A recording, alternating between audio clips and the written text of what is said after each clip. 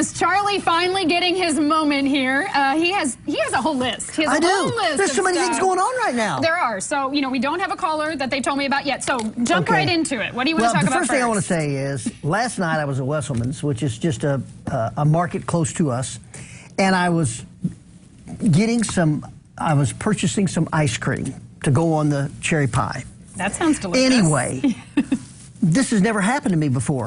I got ready to pay for my ice cream, and a lady ahead of me paid it forward. Was it? Oh, that's never happened. Oh. And I said I was going to mention her name. Her name is Megan. Megan, thank you very much for the vanilla bean ice cream. I appreciate that. So good. So now it's your turn. Yes, so yes. Who knows? Oh yes. Oh yes. Somebody out there is going to get paid forward by Charlie Stalker. So many people put down their crabgrass pre-emergent in the middle of March, and then towards the end of August, they wonder why they're seeing crabgrass again. And the whole reason is they don't put the second installment down of the crabgrass pre-emergent. So you can't just do it one time. Now is the time to be putting that second application of crabgrass pre-emergent down, and you won't have that crabgrass as you get into the latter part of the summer. So if you don't do the second one, you would just be wasting what you did back in March. You enjoyed it not having any, while. but then you're going to have more crabgrass if you don't put it down now. Okay, perfect. We do have somebody. Carolyn, I believe, is on the line. Good morning. Good morning. Good morning. Good morning. Maybe she's not. Maybe she'll call back here in a minute. A lady on our Hay Garden Guide, Charlie Stalker, talked about bagworms, and we had some pictures, I think, on Friday of bagworms and what you spray for the bagworms. They are out in force right now, and the reason it's so important that you control your bagworms on your evergreens are because the evergreens store their food in the roots.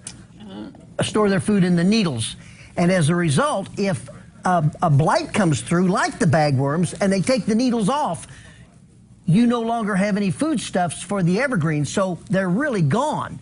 So you really need to pay close attention to bagworms, and you spray with either malathion or bifenthrin. The point is, it doesn't do any good to spray this in September to October, which some people spray again for bagworms because they're only eating now. They don't go through a second generation. So now is the time to spray for those bagworms. So there's so many things that we need to be doing right now that's going to help us out here in a couple months. Yeah. Okay.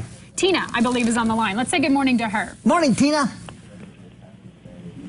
Well, we got some problems. I think we do. You're out there. We're trying to talk to you. Okay. We'll just give you all kinds of advice. Another thing are Japanese beetles. A lady called from Morton's Gap, Kentucky, and she said something's eating her roses. And I said, it's probably sawfly. And I told her what she could use to spray for it. And she said, and she sent me a picture, and they were in fact Japanese beetles. Okay. So this is one of the earliest I've ever seen Japanese beetles to actually come out and show themselves on the roses. And they go after anything that is red tinged. Any red bark, any red flowers, any red leaves. They kind of are drawn towards something that is, they are drawn towards something that's red. And Liquid 7 or Carbaryl, C-A-R-B-Y-L, is the chemical to use, but know that when you use that, it also is very detrimental to the bees, which we don't want to reduce that population because of pollination. So know that the Japanese beetles, I hear them, they're on their way. Okay, we're going to try Tina again, okay? Tina, are you there? Good morning. Morning, Tina. Good morning, Charlie. Good morning. I am trying to find out why my elephant ear plants ain't growing. Why your what? Elephant ears. Okay.